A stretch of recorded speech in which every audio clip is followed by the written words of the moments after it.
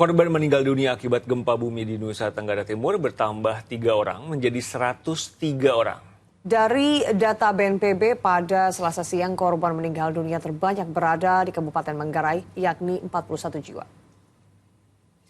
Badan Nasional Penanggulangan Bencana atau BNPB merilis data terbaru korban gempa bumi di Nusa Tenggara Timur.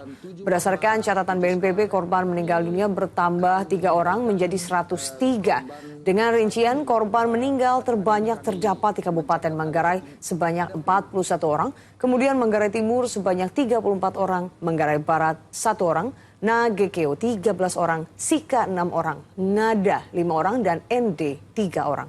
Korban luka juga bertambah menjadi 1.666 orang.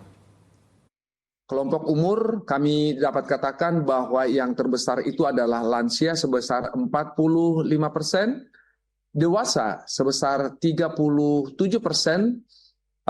anak-anak dan remaja sebanyak 12%, sisanya adalah balita dan batita.